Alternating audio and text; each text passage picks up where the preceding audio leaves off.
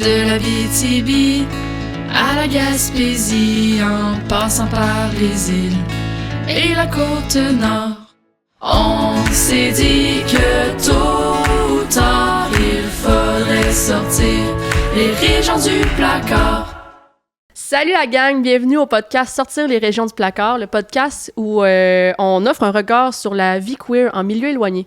Mon nom est Dominique Pancaremont. Moi, c'est Abel Yarose-Odette. Tout d'abord, on aimerait ça remercier chaleureusement notre présentateur officiel, la Coalition d'aide à la diversité sexuelle de l'Abitibi-Témiscamingue. Dans le fond, c'est un organisme qui contribue au bien-être des personnes de la diversité sexuelle et de genre depuis plus de 20 ans en région.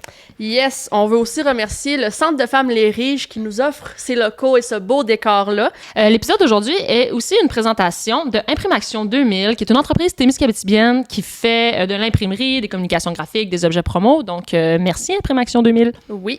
Et dans le fond, l'épisode d'aujourd'hui, c'est un épisode d'introduction. On veut se présenter, on veut que vous appreniez à nous connaître, puis on veut aussi vous expliquer nos motivations derrière la création de ce podcast-là. Fait qu'on espère que ça va vous donner le goût d'en écouter plus. Yes, fait que ça part! Yes, bon épisode! Bon épisode! Bienvenue au podcast Sortir les régions du placard, le podcast où on offre un regard sur la vie queer en milieu éloigné. Dans le fond, l'épisode d'aujourd'hui, c'est vraiment un épisode, je vais dire un épisode d'introduction. Ouais, madame. Le but, c'est un peu de parler du projet, de parler un peu de nous, aussi qu'est-ce qui a motivé la mise en place de ce podcast-là. Donc, ça va être un épisode un peu plus personnel, je dirais, que les autres épisodes. Puis, c'est ça, on est en compagnie de notre collaboratrice. Allô, Annick Fluet, photographe. Donc, on trouvait ça intéressant aussi de l'inviter au podcast parce qu'il va y avoir un volet photo à ce projet-là. Ouais. Mais moi, j'aimerais ça qu'on se présente, Dom, parce que c'est notre premier épisode. Oui. On a nommé nos noms dans l'intro, mais comme on s'est juste pas présenté personnellement non plus. Moi, c'est Abel Yarose-Odette. Je viens de l'Abitibi-Témiscamingue. Je suis une femme lesbienne, de retour en région depuis 2 ans. Toi, Dom, t'es qui? Moi, je suis Dominique Pancaremont. Je suis aussi une femme lesbienne, de retour en région depuis 7 ans. J'ai fait une bonne partie de ma vie en région. J'ai fait un petit détour entre Montréal, la France et tout ça, mais je suis de retour en... Ouais. France? Ben oui, je suis allée en France pour les études. Hein, tu savais pas ça de moi. Puis toi, Annick, qu'est-ce que... écoute, vous allez en apprendre sur nous dans cet épisode-là. Oui. Toi, Annick, est-ce que tu as toujours habité en région? Non, en fait, je suis née à Rapide-Danseur. Ah oui? Oui, donc d'Abitibi-Ouest, mes parents sont encore là. Puis à 14 ans, je suis allée vivre dans le nord de l'Ontario, donc à Red Lake en Ontario, qui est tout près du Manitoba. Après ça, je suis allée vivre au Manitoba. J'ai fait un petit détour par Vancouver, puis je suis revenue m'installer à Rouyn. OK, ça a voyagé pas mal quand même. Là. On en apprend encore plus. Ben, gars, écoute. Puis, vous autres, les filles, est-ce que vous avez découvert votre queerness en région? Comment ça s'est passé? Qui débute? Vas-y, Annick. Okay, Les collaborateurs d'abord. Oui, parce qu'en plus, c'est vraiment super intéressant. En fait, moi, j'ai su que j'étais lesbienne vers l'âge de 14 ans, ici en région. Donc, c'est quelque chose que j'ai su vraiment très tôt parce que je suis tombée en amour avec ma meilleure amie. Un grand classique. Grand classique. Puis... après ça, on venait des backgrounds quand même très, pas homophobes, mais quand même avec une certaine réticence. Des familles plus conservatrices, oui, des familles plus conservatrices. Elle venait d'un background vraiment plus religieux aussi, très strict. Donc, ça n'a pas été plus loin que ça. Puis, moi, je suis partie de la région, donc là, ça... C'est ça. Puis avec toute l'expérience un peu négative que cette relation amoureuse-là avait eue sur nous, je suis retournée dans mon placard. Tu t'es sortie un petit peu, puis parce qu'elle aussi était amoureuse de toi. Oui, c'est ça. On était vraiment en amour, sauf que c'est ça, tu sais, ça n'a vraiment pas été bien reçu, on va le dire comme ça. Puis, tu sais, on recule de plusieurs années parce que j'ai 36 ans. Le fait qu'on recule vraiment plus loin, puis je veux dire, au secondaire, il n'y en avait pas de filles ensemble ou de gars ensemble affichés. Fait que c'est ça, Ça s'est pas super bien Peut-être passé. pas juste au secondaire, même dans ton Oui, entourage c'est ça, en général, là, oui, même c'est adulte, ça. ça devait pas être... Non, devait c'était pas avoir beaucoup de monde. vraiment pas. C'est C'est ça. Un rapide danseur. Un rapide danseur. Surtout que les seules filles autour, c'était moi et mes sœurs. Là. Oui, c'est ça. Mais c'est ça. Fait que là, je suis partie, puis à ce moment-là, j'ai fait comme, OK, non, tu sais, je vais juste comme... avoir un chum. Ouais, je vais avoir un chum, je vais juste rester loin de tout ça. Mais toute mon adolescence, même quand j'avais mon chum, au secondaire, j'ai eu un chum pendant 3 ans. Mais même là, tu sais, je veux dire, si on allait dans un petit party puis qu'on buvait ou peu importe, c'est sûr que je finissais par French une fille, là. Puis ça a été ça toute ma vie. Puis à 32 ans, j'ai fait comme, OK, c'est assez. Genre... c'est quand même récent. Ouais, à 32 ans, j'ai fait comme, OK, c'est assez. C'est fini, j'arrête d'essayer l'hétéronormativité, c'est pas pour moi, j'ai été malheureuse, je le savais que je voulais pas être avec un homme à long terme, fait qu'à partir de là, que j'ai vraiment assumé, mais j'étais de retour en région. Mais, puis comment ça s'est passé, ton coming out? Est-ce que ça s'est bien passé? Est-ce que ça s'est bien passé parce que je pense que j'étais rendue tellement prête à l'assumer. Tu sais, puis je veux dire, à 32 ans, maintenant, tu fais comme... je suis une grande fille, une grande personne. C'est ça. Je m'en fous des autres. Là. C'est ça, je suis rendue là. Mais tu sais, malgré... j'ai des petites allergies. Je vais vous nommer que j'ai des allergies. Je suis pas triste. Elle va sortir son petit mouchoir pour s'éponger les yeux. Ouais, il y avait quand même une certaine peur aussi. Tu sais, je me rappelle, je coupais des carottes avec ma mère pour le souper, puis là, j'étais comme, j'ai rencontré quelqu'un, puis là, elle était comme, ouais, c'est quoi son nom? Puis là, j'étais comme, ça s'appelle Amélie. Puis là, elle a juste fait comme, c'est une fille, ça. Tu sais, puis là, j'étais comme, ouais! Puis j'ai continué à couper des carottes, tu sais. Rien d'autre. C'est ça, puis, tu sais, je veux dire, sa réponse était comme, au moins, t'as eu des enfants. Tu sais, fait qu'on est encore un peu dans ce contexte-là, mais j'étais vraiment prête. Puis sinon, l'autre sphère où c'est que il y a eu un petit malaise. En tout cas, je pense que peut-être perçu comme ça, c'est que je suis photographe boudoir et principalement dans le féminin, du nu artistique et tout ça. Fait qu'à ce niveau-là, parfois, j'ai eu des petits commentaires après mon coming out. Comme si les gens assumaient que tu faisais ça comme pour cruiser ou... Oui, c'est ça. Oui, c'est ça. Puis, tu sais, fait que ça a été de débattre le fait que, ton gynécologue, je veux dire, il trippe pas sur toutes les femmes qui voient nues. T'as un professionnalisme quand même. Si un homme photographe fait du boudoir, tu vas pas nécessairement assumer que c'est pour ça. Puis, tu sais, que moi, je le fais vraiment d'un œil artistique, je le fais dans le respect. Puis, à la limite, ça me permet d'avoir encore plus de conscience de ce que je fais, du travail que je fais, de l'approche que j'ai, parce que, je suis une femme, je sais comment que la cliente peut se sentir, je sais aussi comment on peut se sentir belle dans différents angles, Fait que, tu sais, je pense que c'est plus bénéfique, mais oui, au début, ça l'a un petit écorché peu... quelques personnes. Il y a certaines personnes qui ont fait des commentaires là, à ce sujet-là. Là. Puis est-ce que tu as senti... Tu sais, parce qu'on en a parlé un peu on va en parler dans certains épisodes aussi de nos coming out et tout, mais est-ce que tu as senti le besoin d'en faire un, de le crier au monde un peu, ou toi, tu l'as dit à ta mère, puis après ça, tu es arrivé avec ta blonde, puis t'es comme, me voilà... tout le monde fait avec, ou t'avais besoin de le dire? Moi, j'avais besoin de le dire. C'est quelque chose qui je l'ai tellement caché pendant longtemps, puis tu sais, dans mon parcours, j'écris beaucoup, je mets tout en image, tu sais, je suis quelqu'un qui a besoin de nommer les choses puis de mettre les choses de l'avant. Fait qu'à ce moment-là, j'avais mon blog qui roulait quand même beaucoup, fait que je me rappelle avoir fait un blog à ce sujet-là pour justement comme... Le mettre out there. Je l'avais mis sur ma page photo. Puis, j'étais comme, maintenant, tout le monde le sait. Si vous n'êtes pas content, vous pouvez juste arrêter de suivre la page. Quitter. Ça a été vraiment un peu ça. Là. C'était vraiment comme, this is it. Puis, deal with that. C'est ça. Vous êtes les bienvenus de rester ou de quitter. C'était ça. Toi, Abby, comment ça s'est passé? Moi, ça a bien été. Ouais. Mais moi, j'ai pas eu besoin de faire de communion. En fait, moi... J'ai jamais eu de doute, dans le sens, il y en a qui se torturent beaucoup. Toi, je sens qu'à un jeune âge, justement, tu le savais, puis après ça, t'es rentré dans le placard, puis tu devais pas bien vivre avec ça, tu le savais au fond de toi. Oui. Moi, je pense que je me posais juste pas de questions. Je vivais ma vie au secondaire, puis au cégep, j'étais comme... Ouais. T'avais pas de mal-être là, par rapport à... Non, mais tu sais, aujourd'hui, j'y repense, puis je suis comme, hey, vraiment, je m'en foutais des gars, puis ça m'intéressait pas, mais j'avais pas le besoin nécessairement de tu sais, je me sentais pas attirée vers des filles, mettons. Fait que, tu sais, je pense que j'étais juste pas prête non plus à être attirée par des gens, d'être en relation, d'être en couple et tout. Fait que j'ai pas eu de questionnement quand j'étais plus jeune. Mais tu sais, aujourd'hui, j'y repense, puis je suis comme, OK, ouais, moi, je tripais vraiment sur, genre, Miley Cyrus. Genre, vraiment solide, là, mais comme trop solide. Tu pouvais triper sur Miley Cyrus et ne pas être lesbienne. Oui, non, mais moi, j'y repense, puis je suis comme, c'est beaucoup, là. C'était vraiment beaucoup, puis là, avec ma vision d'adulte aujourd'hui, je fais comme, OK, j'avais le kick dessus. C'est un crush. Là. Ouais, c'est un crush, c'est ça. Puis après ça, moi, c'est ça, j'ai fait une partie de mon cégep en région ici.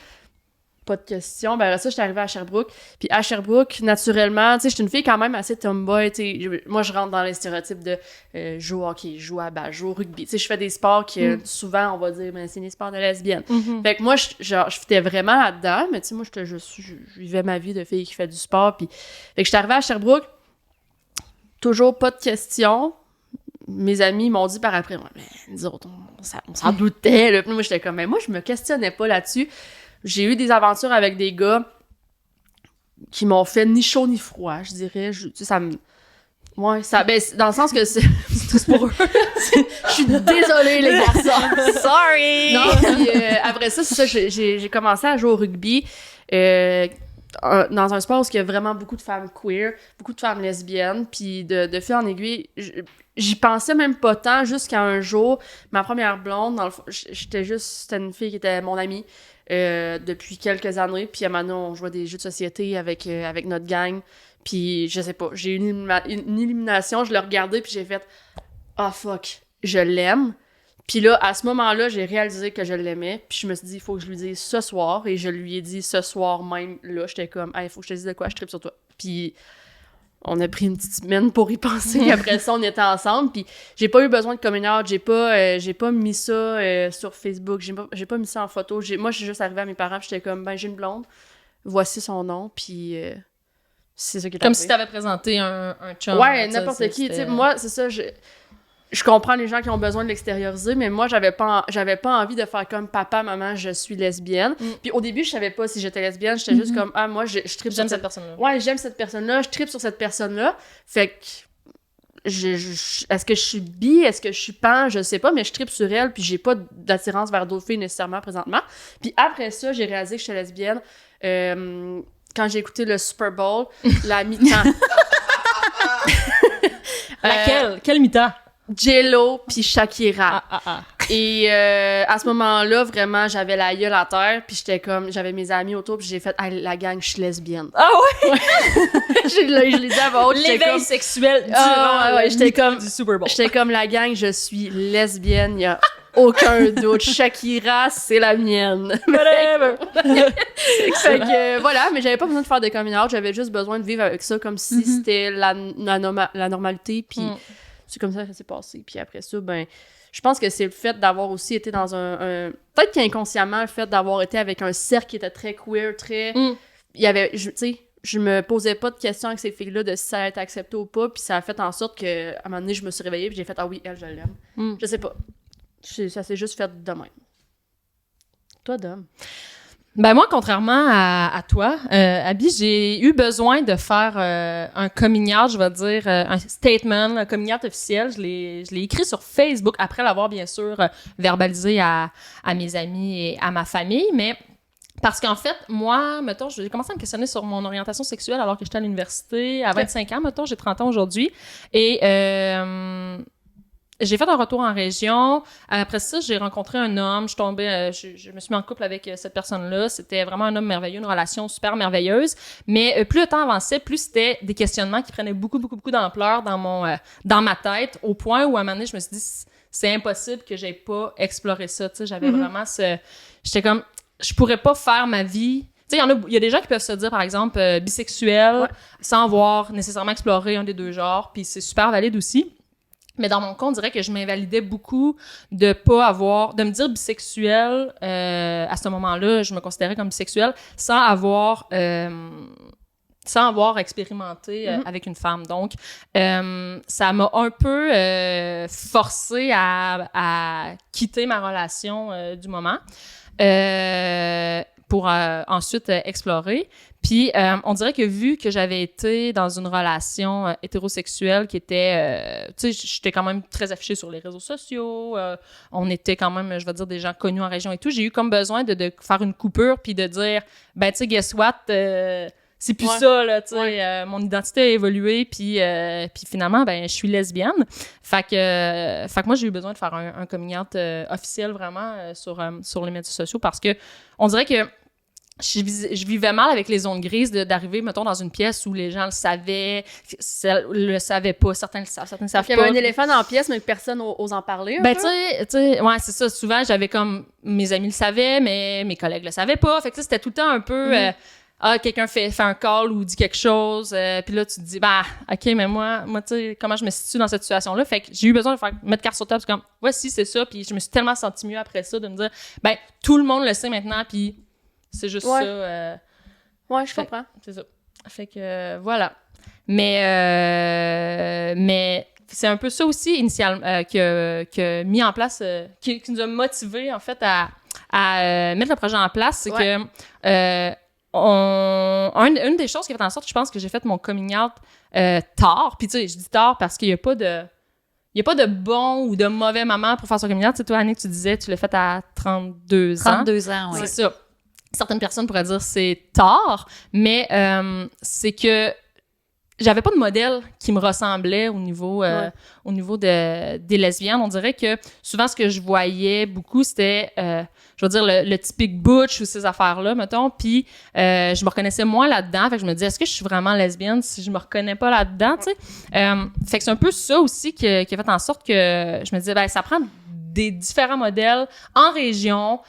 Fait qu'on a comme décidé de mettre en place un podcast pour donner, je vais dire, de la visibilité à différents modèles queer. Ouais. Puis encore, de mettre ça en place aussi avec je vais dire, un volet photo, parce que, ben, l'image aussi, dans une certaine mesure, est importante. Toi, Annick, c'est quoi ton rapport à l'image par rapport à ta queerness ou ton art, j'ai envie de dire, là? Oui, ben c'est ça. C'est un petit peu comme toi, dans le fond, où c'est que j'avais pas de représentation dans mon imaginaire ou autour de moi qui était comme, tu sais, une lesbienne. Tu sais, puis justement, moi, j'ai fait mon coming out à 32 ans, mais dans ma tête, j'étais bisexuelle. Parce que, tu sais, j'étais comme, ah non, j'ai déjà été avec un gars, j'ai eu des enfants avec un gars, tu sais, c'est sûr, je peux pas être lesbienne. Mais plus que ça allait, plus que j'étais comme no way. Puis tu sais, tu me le demandes aujourd'hui, il y a zéro hésitation. T'as vu Shakira puis J-Lo. Oui, c'est ça.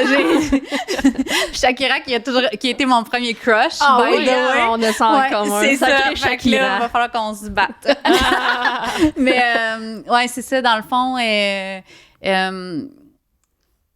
c'était important pour moi ben c'est pour ça un peu que je vous ai approché par rapport à l'image dans la vie queer. Moi, je mets tout en image. C'est pas compliqué. C'est ma façon à moi de procéder les trucs que je vis, tu sais, de les extérioriser, de les vivre, de les faire vivre, de les nommer, de choquer aussi parfois, de déranger. C'est comme ça que je m'exprime vraiment beaucoup. Puis, cette idée-là est née d'une exposition que j'avais été voir à Montréal. Là, je me sens vraiment mal parce que je me rappelle pas du nom du photographe. Mais dans le fond, c'était une exposition sur les gens queer, puis de juste comme mettre un visuel sur les gens queer, parce que justement, tu sais, moi, tu me regardes dans mon quotidien, les gens assument automatiquement que je suis une personne hétéro. Parce que t'es féminine? Parce que je suis féminine. Tu sais, la majorité du temps, je suis en robe ou je suis plus, tu sais, dans mon énergie féminine. Je suis une artiste. Fait que, tu sais... t'es très délicate dans ta personne. Je suis très délicate dans ma personne. Tu joues pas à la balle. Je ne joue pas à la balle, ni au hockey, ni... je suis incapable de lancer un frisbee. Vous demanderez à ma blonde. C'est un running gag. Je suis incapable de lancer un frisbee correctement. T'incarnes pas le stéréotype. J'ai jamais fait de de sport comme ça. Tu sais, ce qui se rapproche le plus à ma pratique sportive, c'est de l'escalade puis du yoga. Escalade, c'est quand même lesbienne. C'est ça, escalade, je suis sur la ligne, là. Donc, puis c'est ça, tu sais... fait que, ouais, j'en reviens à l'image de pourquoi c'est important pour moi de le mettre, parce que là, on va justement faire ensemble un projet qui va permettre de mettre des visages et des gens sur... le terme queer, parce que moi, je suis définitivement pas une butch, là. Je veux dire, je fit pas dans ce stéréotype-là. Ce stéréotype-là. C'est ça que toute mon enfance, on m'a dit, ben, mais elle, c'est une lesbienne, là, tu sais. Elle, c'est une lesbienne, tu sais, parce que elle fitait dans le stéréotype.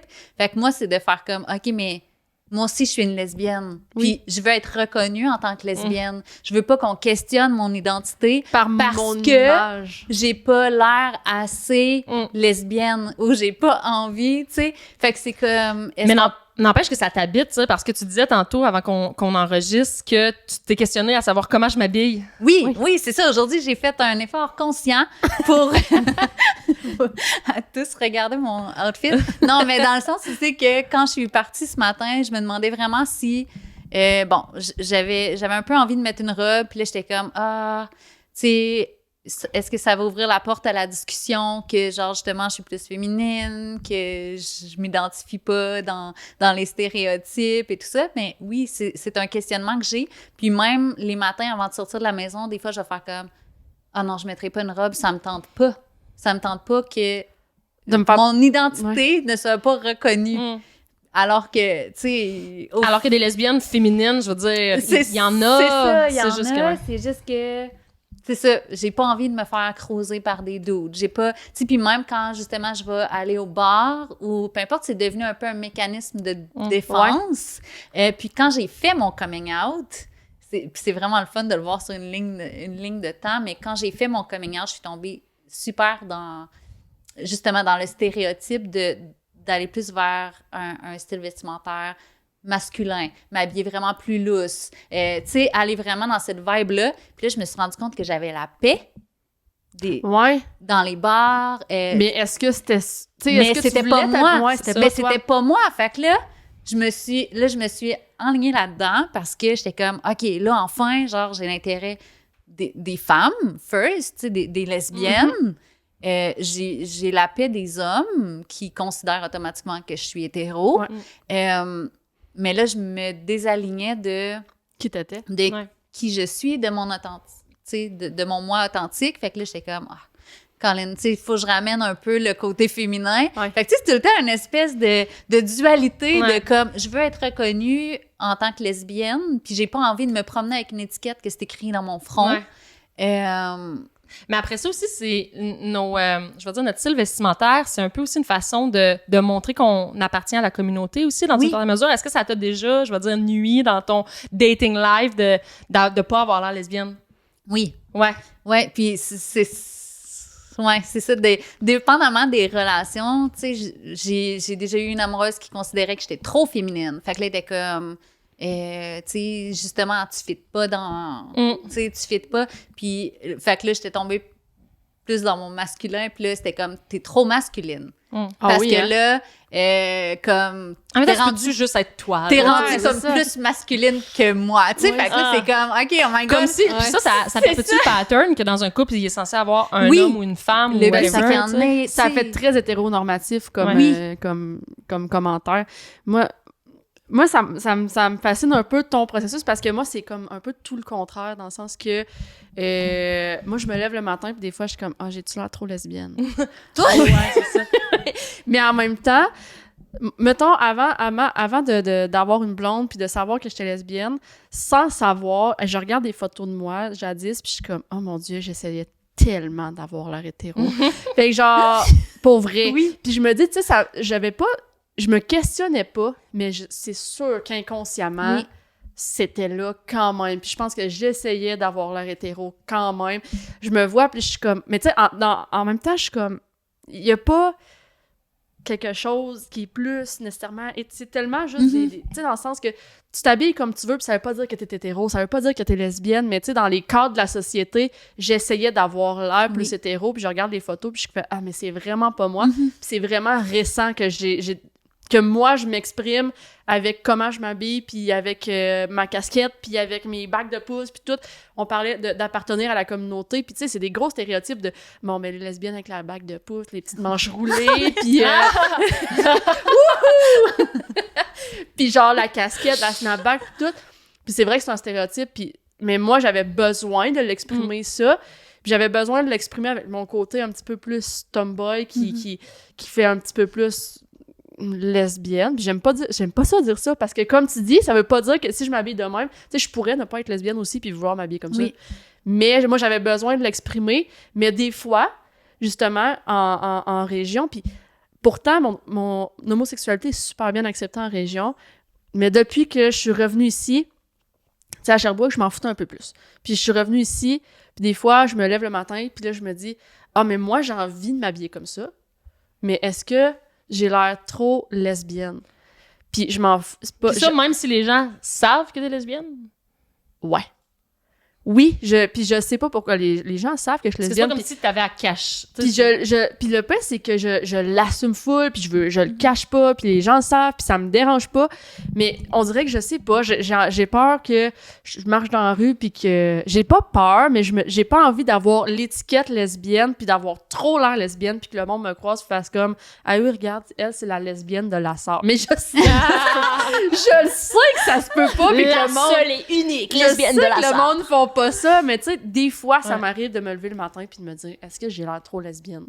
Puis des fois, je sais pas comment dealer avec ça, puis des fois, je suis comme, OK, aujourd'hui, je passe par-dessus, puis je m'avoir l'air lesbienne. Puis des fois, mais je sais pas, des fois, je le file moins, puis j'essaie d'avoir moins l'air lesbienne. Mais c'est particulier, le sentiment qu'on a par rapport à notre orientation sexuelle, puis l'expression de notre genre, puis notre...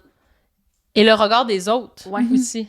Ouais, parce que si c'était juste de moi, je sais pas, je serais tout le temps habillée de même. Mais des fois, je le fais le moins le matin, puis je me dis, j'ai pas envie d'avoir ces grosses étiquettes-là collées dans le front, même si je suis full fière d'avoir cette étiquette-là. Puis que des fois, justement, mettons, je sors à Rouen, je sors en ville, puis je suis comme, oh, mes manches sont pas roulées, puis j'ai pas mes bagues, je crois pas que j'ai l'air assez lesbienne. Je me rajoute des items. Tu sais, c'est vraiment, je pense que ça dépend de comment je fais mon mood, je sais pas. Mais c'est drôle parce que, tu dis, tu sais, je veux pas nécessairement avoir l'étiquette. Moi, au contraire, je me dis, plus que les gens peuvent rapidement comprendre que je suis lesbienne, plus que ça m'enlève la charge mentale d'être obligée de faire un micro-coming out tout le temps, tu sais. Je te rejoins un peu là-dessus, aussi, Annick, je pense que j'ai l'air, tu sais, quand même lesbienne dans une certaine mesure, tu sais, j'ai certains stéréotypes, mais je me suis forcée à épouser ou à embrace un petit peu plus des stéréotypes du style lesbien, justement en me disant... Ben, j'ai envie que quand que je suis dans une place, le monde va être comme « Ah, elle, je pense que peut-être... » Checker les beaux bas blancs, les manches roulées, puis ça belle bague de pouce. Ouais, c'est égal.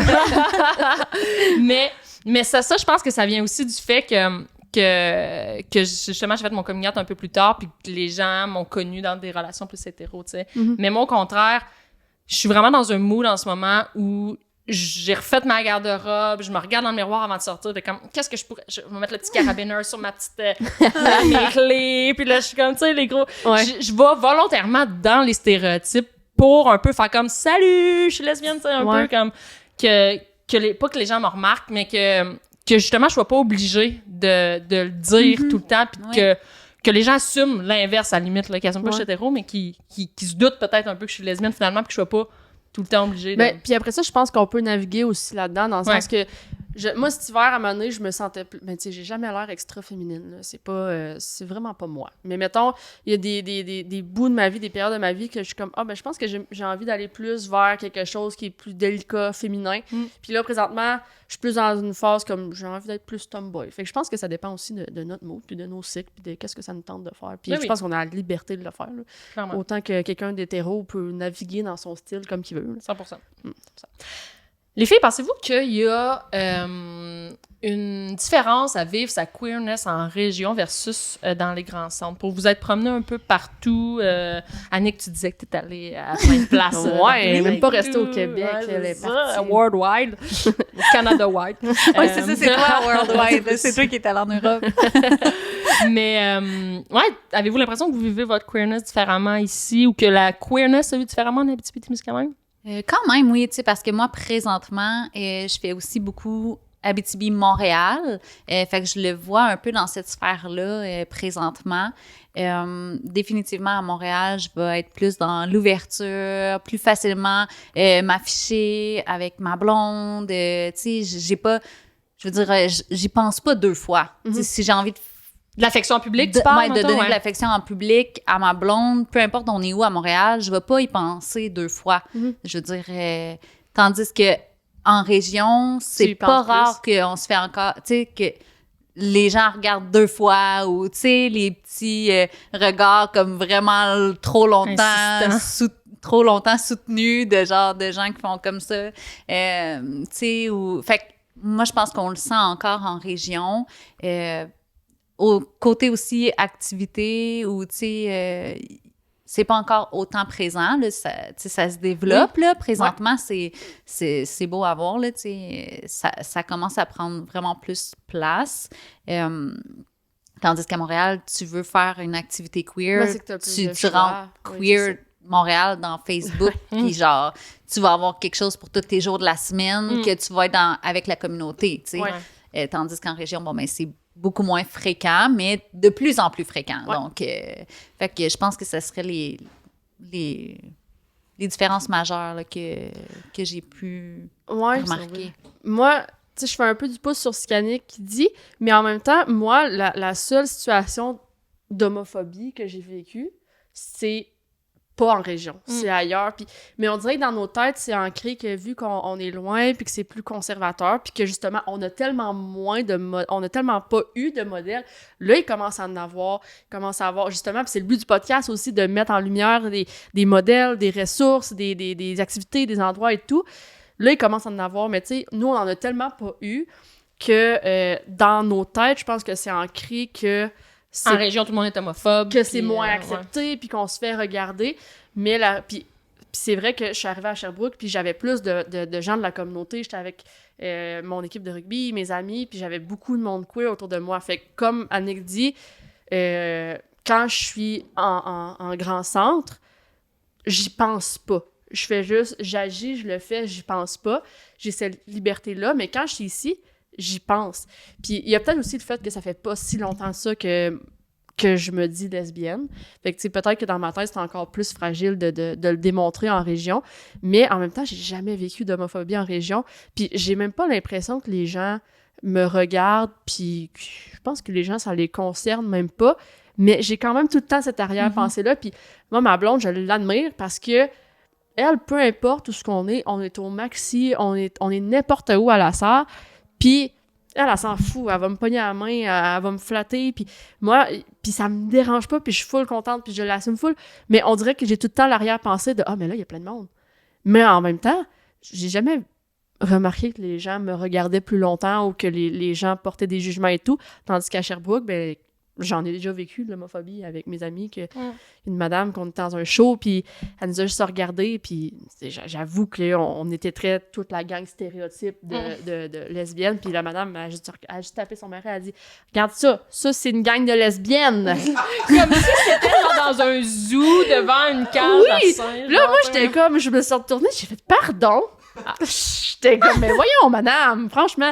Mais tu sais, ici, je l'ai jamais vécu. Fait que tu sais, faut juste, je pense, qu'on s'enlève ça de la tête que les gens... Mais c'est sûr que des fois, c'est très conservateur, puis on a ça ancré dans la tête, mais en même temps, je trouve que c'est tellement possible de vivre sa queerness ici. Puis comme Annick a dit, il y en a de plus en plus des initiatives, puis on a de plus en plus de modèles, puis on a de plus en plus de ressources.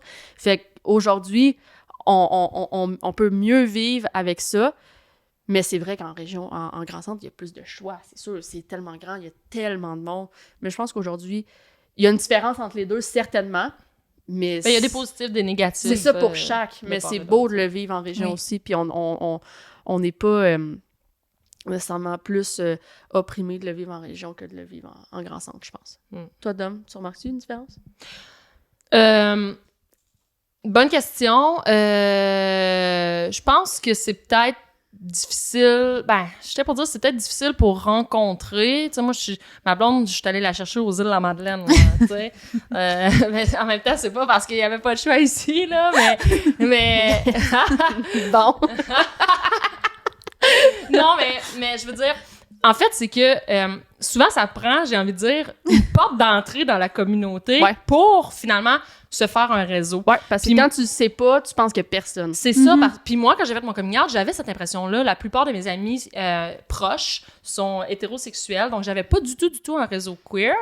Fait que, tu sais, je m'étais mis sur les réseaux de rencontres un peu, puis après deux, trois swipes, t'as fait le tour, puis fait que j'avais comme de la difficulté, justement, à rencontrer, puis après ça, par la bande, justement, les gros stéréotypes, je suis allée jouer à la balle, je suis allée jouer au Cosum, j'ai finalement comme rencontré des gens de la communauté, je me suis fait des amis et tout, mais je te dirais qu'au départ, c'est plus ça que j'ai trouvé difficile, à l'inverse à Montréal. Premièrement, sur les réseaux de rencontres, ben, t'as beaucoup plus de choix. C'est à l'infini, là. Ben, c'est ça. Ça arrête jamais. Fait que, tu sais, je dirais que initialement, c'est un peu ça, la différence. Moi aussi, j'ai trouvé ça difficile en arrivant. Je pensais qu'il y avait personne, puis j'étais genre, mais je trouverai jamais personne en région. C'est sûr. Sauf qu'après ça, une fois que t'es dans la communauté puis que tu te fais des amis, tu te rends compte que finalement, on est pas mal plus qu'on le pense, tu sais, puis c'est cool pour ça, tu sais. Fait que ça, c'est l'aspect, je dirais, peut-être plus négatif, mais ça vient aussi avec un aspect positif, j'ai envie de dire, qu'après ça, c'est facile de tisser des liens forts, justement. Parce qu'à Montréal, justement, il y a tellement de gens que peut-être que finalement, tu vois des gens, des amis ici et là, mais ici, finalement, ben, ça met en place des beaux projets, des beaux partenariats, parce que, justement, on est une petite communauté, fait que on est au courant d'un peu tous les projets d'un et l'autre, on se soutient là-dedans. On se spot, puis après ça, on est comme, toi, t'es avec moi pour toujours. Ouais, c'est ça, t'es mon amie lesbienne. Non, mais je veux dire, on s'encourage entre nous aussi beaucoup dans nos projets, tu sais, comme Cœur de Queer, on lançait des choses, on était toutes là à se dire, oh, on va y aller, tu sais.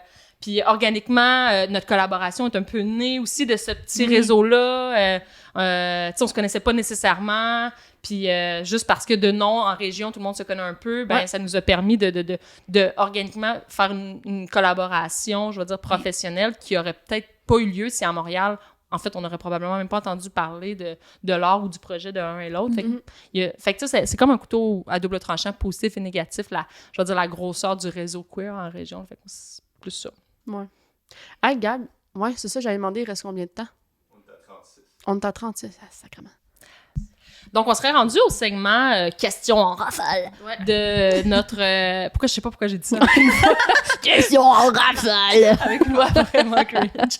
Ben c'est comme c'est le premier épisode. Les gens connaissent pas encore la formule, mais dans notre podcast, on termine toujours nos épisodes un peu avec des questions en rafale qui sont des questions un peu moins personnelles, des questions un peu plus... c'est full personnel, mais c'est plus... ludique. Amusant. Amusant, voilà. Funky funny. Voilà. OK. Donc, la première question, c'est quoi votre œuvre queer préférée, les filles? Qui commence? Annick, vas-y. OK. C'est notre invité, on va la laisser commencer. Je vais y aller avec Elsa et Marcella. C'est un film? Oui, un film que j'aime beaucoup. Et l'exposition à Montréal d'un artiste. De l'artiste que dont je ne me rappelle plus du nom. Oui, mais je vais le retrouver, comme ça vous pourrez le mettre dans les commentaires. Oui, on va le mettre c'était certainement. Vraiment excellent. Puis Elsa et Marcella, pour les gens qui l'auront pas vu, de quoi ça parle? Ouais, moi je sais pas c'est quoi, explique-moi. Oui, c'est ça. Et c'est une histoire de lesbienne, qui, en fait, ça c'est dans les années... Toi, tu l'as-tu vu? Je me rappelle pas les années, par contre, mais tu sais, c'est vraiment loin. Puis, il y a une histoire de... Je veux pas le dire au complet parce qu'il faut quand même donc, garder vous irez voir.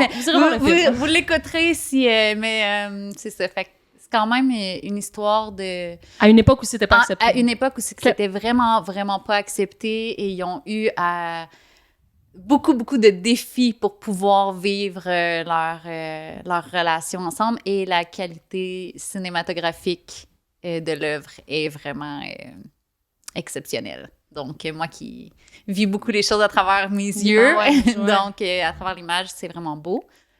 Est-ce que c'est un film que tu as découvert jeune puis comme ça t'a aidé dans ton processus? C'est quand même récent comme film. C'est quand même récent, okay. oui, c'est quand même récent.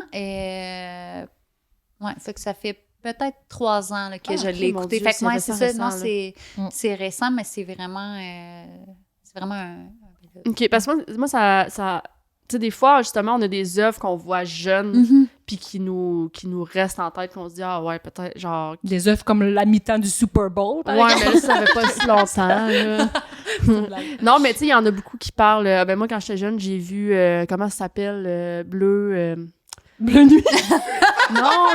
Non, il y a un autre film avec le mot bleu dedans, que c'est justement... C'est juste cette le histoire- lagon bleu. Non, mais- c'est pas ça non plus. Non. Mais on va retrouver le nom, puis on va le mettre en commentaire. Mais j'ai beaucoup d'amis qui... Blue is the warmest color. Oui, Ah oui, oui, oui. oui. Oui, Mais parenthèse, ce film-là, je pense qu'il a été réalisé par un homme hétérosexuel, puis que c'est vraiment un male gaze qu'on voit Ah au travers oui, de ce hein? film-là. Ouais. Je pense que ça a été beaucoup, beaucoup critiqué. Ah non, en français, c'est Les Vies d'Adèle, hein, c'est ça? J'ai aucune idée. C'est la même chose. Ouais. Je pense que oui. Mais je veux pas dire n'importe quoi, mais ouais, il me semble que ça a été beaucoup, beaucoup critiqué parce que ça a Notre été... technicien dit oui. ouais, notre technicien dit oui. Ça a été réalisé par un homme hétérosexuel qui sexualisait beaucoup le Ok. lesbianisme par rapport à ça. Mais effectivement, je pense que ça a été un éveil sexuel. pour Ouais, beaucoup c'est de ça. Fait que, lesbiennes. tu sais, des fois, moi, je me souviens pas d'une œuvre comme ça que jeune, ça m'a comme fait, ah, wow. Mm. Mais tu sais, il y en a que c'est le cas. Toi, t'en as pas qui te vient en tête. Toi, t'en as-tu une? Ben, moi, mon œuvre, justement, queer préférée, c'est aussi un film comme Annick. C'est un film assez récent aussi. C'est Portrait de la jeune fille en feu, dans le fond, qui se trouve à être un film qui se passe au début du 18e siècle. Ou je veux pas dire n'importe quoi, là, mais c'est aussi un film qui se passe à une époque où le lesbianisme n'était pas accepté. Puis c'est l'histoire, en fait, d'une femme qui est promise à un mari et sa mère souhaite offrir une peinture de sa fille à son mari. Mais cette fille-là refuse à 100% de se faire peindre parce qu'elle ne veut pas se marier. Donc, la mère engage une peintre pour comme être sa femme de chambre, je vais dire, s'occuper d'elle, et la peindre en secret. OK? Donc, elle imprègne sa tête de l'image de cette femme-là pour être capable d'en faire des croquis en secret et tout. Finalement, une relation d'amour secret entre les deux femmes. Mais, fait que, tu sais, je dirais pas toutes les punches aussi, mais Trop tard. c'est ça, j'ai spoilé le film dans le fond. complet. T'as pas dit la fin. Mais c'est un film magnifique. C'est tellement poétique dans la facture visuelle du film. On dirait un tableau, mais c'est voulu, je pense aussi, là. Puis dans l'histoire, c'est un film qui m'a chamboulé. C'est vraiment, vraiment un chef-d'œuvre à regarder, là. Fait que moi, c'est ça mon film queer préféré. J'approuve. Vous avez l'air tellement cultivé avec vos On est œuvres. très cultivé. Moi, j'ai... T'as le droit d'aller dans la culture pop, hein? C'est cool aussi, non? Mais non, mais j'en connais. Genre, dans le sens que j'ai pas une œuvre, moi, qui me marquait. J'ai des artistes queer qui m'inspirent beaucoup. Puis on en parlait un petit peu avant le podcast. Moi, j'écoute beaucoup de podcasts. J'aime beaucoup les filles de Two Dykes and a Mic. J'aime beaucoup le podcast québécois, là. Je sais pas si... puis je le lance à la communauté queer. Allez les encourager, c'est full bon. Ça s'appelle Pas peu fier. Puis il parle justement... il y a des parcours artistiques de leurs invités queer. Puis comment ils naviguent là-dedans et tout, c'est full intéressant, c'est full bon, les filles sont bonnes, c'est drôle. Belle inspiration pour nous, les filles. Oui, merci. Fait que ça, j'adore ça. Moi, tout ce qui est... Moi, je suis plus musicale. Tu sais, moi, cinéma, je connais rien. Là. Tu sais, je vous l'ai dit tantôt, là, j'ai juste nommé Bleu comme nom de film. Genre, c'est tout ce que je connais. Fait que c'est ça, mais tu sais, moi, je suis très musicale. Faites-moi des chansons qui vont m'inspirer plus. Quand je suis capable de m'imprégner d'une chanson puis de me reconnaître dedans, tu sais, là, vous allez voir, là, les filles vont rire parce que je vais nommer Fletcher. Mais tu sais, je trouve que Fletcher écrit des chansons que je crois que les femmes lesbiennes ou peu importe, n'importe qui peut-être peut se rattacher à ces chansons, mais je pense que Fletcher est lesbienne, parle beaucoup de réalité de lesbienne. Puis En même temps, je trouve que c'est beaucoup du drama, Fletcher, tu sais. Ouais, mais c'est ça être lesbienne aussi. Ouais, c'est vrai. Mais non, Beau mais... stéréotype. mais non, mais tu sais, fait que je trouve que je me rapporte beaucoup à ces chansons, puis j'aime beaucoup Avoue ça. que tu la trouves cute aussi, là. Non, mais ça, on va en parler tantôt. Ouais, ok. Non, mais fait que tu sais, je parle pas... Au niveau vraiment des œuvres et tout, c'est pas genre... J'ai pas une chanson ou une artiste, mais j'aime ça quand je suis capable de me rattacher à ces œuvres-là. Puis là, je pense à Fletcher, mais c'est certain qu'il y en a d'autres. Mais non, c'est ça. J'ai pas de livre ou de d'œuvres précises, mais toutes ces choses-là. Les podcasts, j'aime beaucoup ça. Je trouve que Mais c'est le vrai fun que de discuter des réalités puis de voir la perspective de plusieurs personnes. Fait que les podcasts que je vous ai nommés, c'est plus ça qui Mais c'est vrai que c'est le fun d'avoir des chansons aussi, je veux dire chansons d'amour ou de crise identitaire et tout, qui racontent un peu une histoire à laquelle on peut s'identifier au-delà des chansons quétaines de radio. Mais puis c'est parce que je trouve que, tu sais, moi, toute ma vie, puis peut-être, tu sais, moi, là, souvent, une chanson qui a un homme, parce que c'est souvent ça, des chansons très hétéronormatives, que ça va être un homme qui parle d'une femme, puis nanana. Puis moi, ça m'a jamais rejoint. Puis là, j'y repense aujourd'hui, je fais comme, ah oui, ok, c'est ça, j'étais lesbienne, ça me rejoignait pas du tout un homme qui parlait à une femme ou une femme qui parlait d'un homme dans une chanson. Fait que là, d'avoir des chansons comme ça, que c'est une fille qui parle à une autre fille, ça me rejoint beaucoup, puis on dirait que ça me fait un petit velours. J'aime beaucoup ça, fait que ça m'inspire dans les œuvres. Deuxième question, si vous pourriez aller en date avec une personnalité publique, là, puis ça peut être vraiment aux États-Unis, en France ou au Québec, il n'y a pas de limite de frontières géographiques, ça serait qui? Ça peut en être... date ou, mettons, aller prendre un café? Non, en date. OK, en date. On assume. Ton celebrity pass, mettons, à qui ta blonde va accorder sa bénédiction pour une date, mettons, avec cette personne-là, connue. Je sais pas, ça me donnerait sa bénédiction. Mais j'ai pas demandé. Dans un monde où ça serait possible. C'est sûr que... mais on en parlait un peu avant le podcast. Fletcher? Mais, il y a des... Non, ça, c'est toi. Non, ouais. Mais ça serait Sophia Bush. Ouais. Définitivement. Tu sais, puis là, on que parle c'est ton justement... Oui, puis tu sais, justement, là, ça remonte à mon adolescence où c'est que, bon, ben, j'écoutais ce qu'elle faisait, puis tu sais, je pensais que je m'identifiais à cette personne-là, finalement, je tripais dessus, tu sais. Ouais. Mais puis est-ce que, mettons, avant qu'elle fasse son coming out, est-ce que t'aurais quand même dit Sophia Bush, ou maintenant que c'est plus comme elle a fait son coming out puis elle s'identifie en tant que lesbienne, est-ce que c'est plus accessible? Fait que maintenant, c'est, mettons, la personne avec qui tu iras en date. Ouais, définitivement, tu sais, parce que j'aurais pas fait comme, je vais aller en date avec quelqu'un qui s'identifie pas dans la communauté queer. Fait que, je pense que le fait que maintenant... puis j'imagine que ça te rejoint aussi dans le fait... Puis je pense que Sophia Bush aussi, elle en a parlé, qu'elle est très dans le straight passing, elle aussi. Elle a l'air dans les normes hétéros, puis elle a les gens l'ont toujours assumé qu'elle était... Elle joue des rôles très hétéros aussi, c'est ça. Télé, tu sais. Puis là, maintenant, elle fait son coming out, puis elle est comme... bye tout le monde, moi je vis ma vie de lesbienne, puis faites ce que vous voulez, mais je me questionne à savoir si elle va jouer des rôles plus queer maintenant ou je sais pas. J'ai hâte de voir. En même temps, tu sais, je veux dire, une personne queer ne veut pas seulement jouer des rôles queer, parce que, I guess, là, tu veux pas non plus en tant qu'acteur, mettons, gay, être cadré juste pour jouer des personnes homosexuelles. Non, mais des fois, par exemple, on entend, mettons que pour des acteurs, pour des rôles queer, ils prennent seulement des personnes hétéros, puis des fois, ça fait parler aussi. Je sais pas, il y a un équilibre à avoir, là, mais... Je pense que ça va peut-être y ouvrir plus de portes. Un autre casting. Oui, c'est ça. Toi, Dom, c'est qui, avec qui tu irais en date? Moi, ma blonde puis mes amis vont me voir venir à 100 000 à l'heure, mais je vais aller... oui, je sais. Je vais aller dans quelque chose de plus local ou de plus provincial, mettons. Mais, c'est qui? C'est Marilyn Léonard. Oui, dans le fond, moi, j'aime beaucoup Marilyn Léonard. Mais en fait, je me pose tout le temps la question de savoir, c'est-tu un crush ou c'est parce que je voudrais être elle? C'est souvent ça, en fait.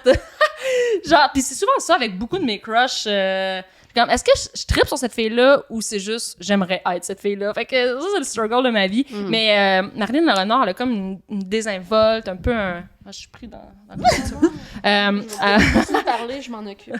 Elle a comme... je sais pas, premièrement, c'est une musicienne. Je trouve ça vraiment... Désolée, on gère un petit problème technique. C'est fait. Voilà. Donc oui, Marilyn Léonard, je pense que c'est sa vibe qui m'inspire beaucoup. Elle a un petit côté désinvolte. J'aime beaucoup sa musique aussi. Puis son petit côté beach bum, ou je sais pas comment la décrire, mais je la trouve très nice. Là, fait que voilà. Fait que j'achale tous les festivals pour qu'ils la fassent venir en Abitibi-Témiscamingue. Là. Pas parce que je veux la cruiser, là, juste parce que j'aime vraiment sa musique. Là. Mais ouais, je pense que c'est mon petit crush québécois, là. Mais j'en ai-tu d'autres? Dans le sens où, je pense que mon premier crush de célébrité, ça a été Hermione dans Harry Potter. Je sais même pas si Emma Watson est queer. Elle est pas queer, hein? Ah, moi, je pensais que oui. Elle est très féministe, mais queer, je sais pas. Je pense que je me mélange avec Kristen Stewart. Ouais, elle est très queer. Oui, elle, oui, mais et même, moi, je suis sûre que oui. Je sais pas. On va aller faire des recherches. Regarder sur Wikipédia. Ouais. Mais, tu sais, dans le Harry Potter, où il commençait à être un peu ado, là, le prisonnier d'Azkaban, là, puis qu'elle donne un coup de poing à Malfoy, là, je l'avais tellement trouvé... en tout cas, c'est précis. Abilia n'a jamais écouté Harry Potter. J'ai jamais non. non plus. Wow, yes. OK. C'est lourd comme podcast. OK, gars. On va passer à un autre sujet. Les filles ne connaissent pas Harry Potter. Donc... Ah, excusez, puis ça, en plus, pour vrai, ça, c'est un grand stéréotype de la communauté queer. Les femmes, ben, je sais pas ici en Abitibi-Témiscamingue, mais à Sherbrooke, c'était vraiment genre une fille qui avait un tatou d'Harry Potter, qui faisait de l'escalade, qui avait un septum, c'était comme très queer. Ah ouais, hein? Oui, vraiment. Je savais pas qu'Harry Potter Fait que était là- une icône queer. Fait que oui, non, oui, vraiment. Fait que c'est pour ça que moi, quand que je vais dans une première date, je disclose ça. Je suis genre, hey, moi, la gang, Hey, moi, la gang... hey, les nombreuses femmes que je date en même temps. Non, la personne que je date, je suis comme, hey, excuse-moi, moi, j'aime pas Harry Potter. Puis là, après ça, je suis comme, c'est apprends-nous à laisser. Puis ça m'a brisé beaucoup de portes. Ouais, ben c'est ça. J'ai perdu du monde. Non, fait que c'est ça, on aime pas Harry Potter. Ben, c'est correct. Mais c'est pas j'accès permis. Mais quand on même. aime Emma Watson. Oui, c'est ça, on l'aime beaucoup, Emma Watson. Ouais. Fait que bref, c'est ça. Troisième question. Hey, moi? Ah, ben je pensais que tu avais déjà répondu. Non. Non. Dans ma tête, C'est j'avais juste qu'on assumé que sait c'était déjà encore sa Fletcher. réponse. On s'attend à sa Vous allez réponse. peut-être être surpris. Peut-être que Peut-être. je vais répondre genre Richard Desjardins, tout le monde va Richard être fucking Desjardins, il est pas surpris. queer. Richard Desjardins, il est même pas queer. On va partir plein de rumeurs avec ce podcast-là. On nomme plein de noms de personnes pas queer. C'est juste parce que c'est notre technicien, il me fait croire l'autre jour que Richard Desjardins est un icône queer de l'Abitibi-Témiscamingue et j'ai eu des doutes. Mais on partira pas de Cancan, il n'est pas queer, ce n'est pas un icône queer de la région. OK. Puis c'est pas avec lui que je partirai en date non plus. On mêle tout, là. Fait que c'est avec qui? Moi, j'ai un top 3 parce que... Ah ouais, j'ai un top 3. Hein? Ça serait en premier Fletcher. Mais elle est tellement belle. Ouais, mais moi, je suis plus dans l'équipe de son ex, Shannon. Ouais. Ouais. Mais je comprends, elle est vraiment cute. On va faire un vote. Êtes-vous pour Fletcher ou pour Shannon? Oui, êtes-vous Fletcher ou Shannon? C'est bon, ça. Ok, on mettra un sondage en story Ok. après qu'on ait publié l'épisode. Parfait. Ça va être bon. Puis, ouais, fait que Fletcher en premier. Ensuite, ça sera peut-être plus obscur, les deux autres, mais j'aime beaucoup. Obscur. Ouais, pour ouais. C'est des noms moins connus, puis c'est parce que je sais pas si c'est queer. Mais comme, des fois, tout indique que oui, mais c'est vraiment Vraiment faire flou. attention, là. C'est Maggie... Non, vous la connaissez Ok. pas. C'est Maggie Rogers. Hmm. Hein? Ouais. C'est comme... On sait pas. On sait pas. On OK, sait ben pas. Maggie, écris-nous si t'es Écris-nous, queer. Maggie, s'il vous plaît. Non, tu sais, Maggie, j'adore sa musique, je la trouve belle, elle a une belle énergie, fait que, tu sais, mais c'est pas parce que c'est une idole queer, parce que je sais pas c'est queer. Mais, mettons, c'était queer, j'irais en tête avec Maggie Rogers, c'est sûr. Puis ma troisième, puis ça aussi, ça sonnera pas de cloche à d'autres mondes, mais c'est Polly Money, qui est la guitariste de 1975, qui est un groupe de musique britannique, et elle est magnifique. J'en reviens pas. Elle est magnifique, je l'adore. Fait que, Polly, écris-moi. Merci. Fait que, voilà, c'est mon top 3 de Celebrity Pass. Très cool. Désolée d'avoir voulu changer de question sans... Mais oui. Puis savoir. tout le monde rit. Genre, tout le monde rit que j'aime Fletcher, mais je l'aime. Non, mais tout le monde aime Fletcher. C'est juste que c'est prévisible. Ouais, c'est parce qu'on savait déjà la réponse. Troisième question. Quel stéréotype, les filles, vous incarnez ou vous n'incarnez pas? On a quand même parlé beaucoup du rapport à l'image dans cet épisode-là, mais continuons sur le sujet. Annick? Ouais, ben je dirais le stéréotype que j'incarne, c'est le fait de m'attacher rapidement en relation, définitivement, puis d'avoir envie que les choses comme évoluent rapidement. Mais je pense que ça aussi, c'est un contexte d'âge. C'est de faire comme, OK, j'ai assez niaisé, là, j'ai assez perdu de temps, comme je sais ce que je veux, mais ça peut être perçu très stéréotype Oui, c'est un classique. c'est ça. Après 2 semaines, on se dit je t'aime, puis... C'est ça. La première C'est- date dure. La 24 première heures. date, la première date avec ma blonde a duré 4 jours. Oh, moi, ça, c'est un bon, Moi, ça, c'est un bon 7. stéréotype. Là. J'adore. fait que ça serait celui-là qui me rejoint le plus. Sinon, justement, je fit pas dans les stéréotypes classiques. Fait que moi, c'est un peu l'inverse, justement. Tu sais, je fais pas de sport, je m'habille pas très... Ouais, non, stéréotype. Tu sais, la je fit lesbienne. pas dans le physique... De l'emploi. de l'emploi. Fait que c'est ça. Pas mal toutes les autres. Tu sais. C'est ça. Toutes les autres stéréotypes, je ne les incarne pas. J'aime les chats. Ça, je pense que Ouais. ça fit dans les stéréotypes. Oui, Ouais, c'est beaucoup pas mal, hein, classique. ouais. J'aime les chats. Ouais. Ça, je fit dedans. Moi, je l'incarne pas. Non. Non, j'aime pas les chats bien. Ouais. Puis quel stéréotype t'incarnes, toi? Mais Tout ça que moi, j'incarne Ouais, pas. c'est ça. Vous complétez bien. Ouais. Moi, je suis vraiment un stéréotype En blanc. ambulant. De par mon physique, de par les sports que je fais. Je joue à balle, je joue au rugby, je joue au hockey, je joue au soccer.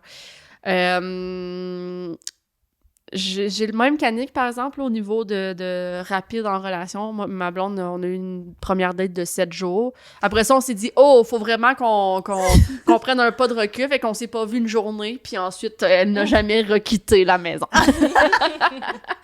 Fait qu'il y a ce stéréotype-là. Puis celui que j'incarne pas, je te l'ai dit l'autre jour, je sais pas.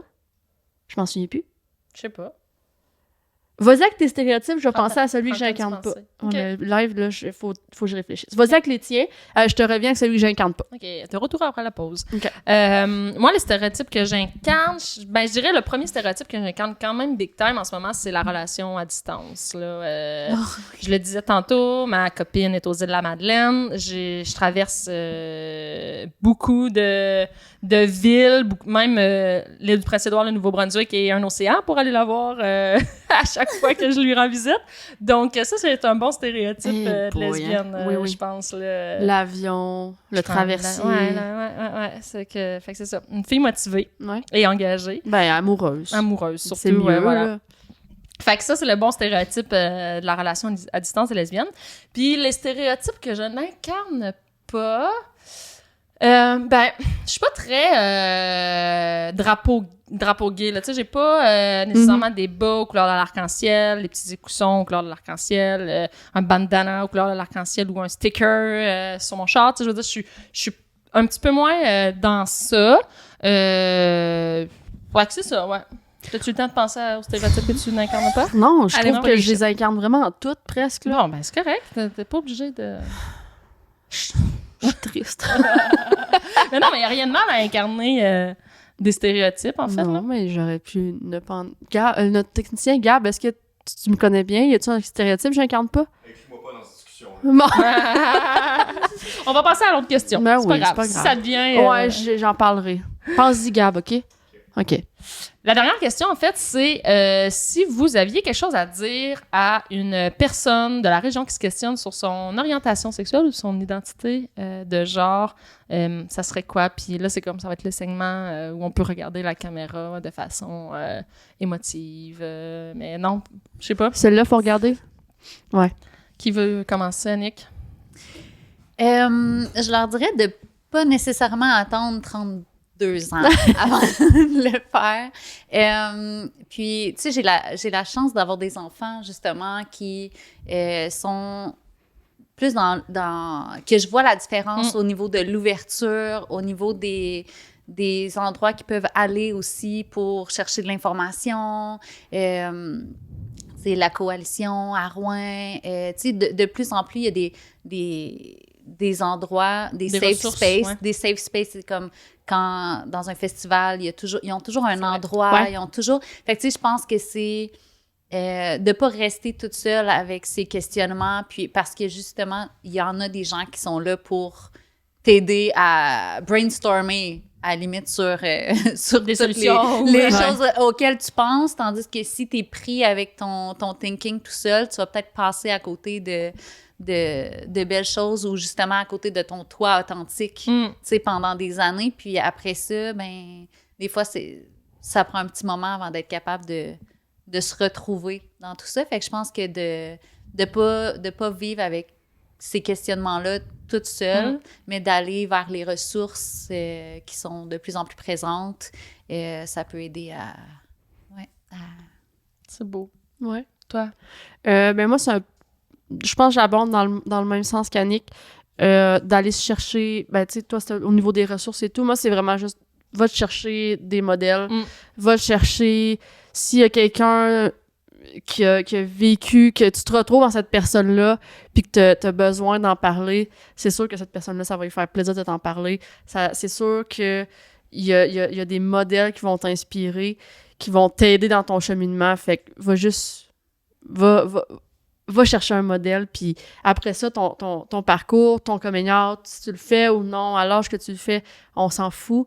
Fais ce qui va te faire du bien, mais comme Annick a dit, t'es pas toute seule. Il y a des ressources, il y a de l'aide, il y a des gens qui ont passé par là puis qui peuvent t'aider. Fait que n'hésite pas à aller chercher ces gens-là.